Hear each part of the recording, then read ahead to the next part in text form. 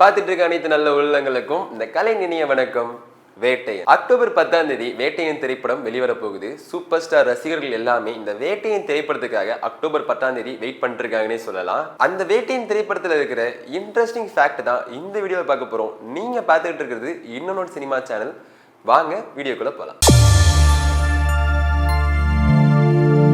வேட்டையன் திரைப்படம் ஒரு மிகப்பெரிய ஸ்டார் காஸ்ட் கொண்ட திரைப்படம். உதாரணத்துக்கு சூப்பர் ஸ்டார் ரஜினிகாந்த் அவர்கள், ஃபகத் ஃபாசில் அவர்கள், அமிதாப் பச்சன் அவர்கள், இது மாதிரி ஒரு மிகப்பெரிய நடிகர்கள் எல்லாம் இந்த படத்துல நடிச்சிருக்காங்க. இந்த திரைப்படத்தினுடைய டைரக்டர் ஞானவேல் அவர்கள். அவருடைய முந்தைய படம் ஜெய்பீம். அந்த படம் இருளர் மக்கள் சந்திச்ச பிரச்சனையை பத்தி பேசப்பட்டுச்சு.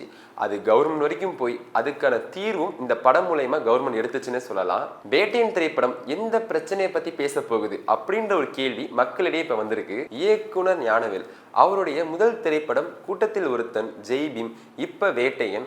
இவரு நிறைய படத்துக்கு ஒரு எழுத்தாளராகவும் இருந்திருக்காரு. இந்த படத்தை லைக்கா நிறுவனம் தயாரிச்சுட்டு வருது. ஃபகத் ஃபாசில் பர்த்டே அன்னைக்கு ஃபகத் ஃபாசில், ரஜினி சார், அமிதாப் பச்சன் சார் இவங்க மூவரும் இருக்கிற புகைப்படத்தை வெளியிடுறாங்க.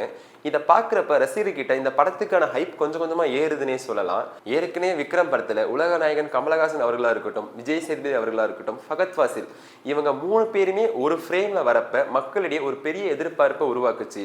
அதே மாதிரி இந்த வேட்டையன் திரைப்படத்திலையும் மூணு பேருமே ஒரே ஃப்ரேம்ல வந்தாங்கன்னா ரசிகர்களோட கைத்தட்டல ஈஸியா வாங்கணும்னே சொல்லலாம். இப்ப உதாரணத்துக்கு சோசியல் மீடியால 3 டிராகன் ஒரே ஃப்ரேம்ல வர மாதிரி இந்த 3 நடிப்பு அரக்கர்கள் ஒரே ஃப்ரேம்ல வந்ததுனால இந்த படத்தினுடைய எதிர்பார்ப்பு ரொம்ப அதிகமா இருக்குன்னே சொல்லலாம். இந்த படத்துக்கு கூட சூர்யா அவர்கள் நடிச்ச கங்குவா திரைப்படமும் வெளிவரதா இருந்தது.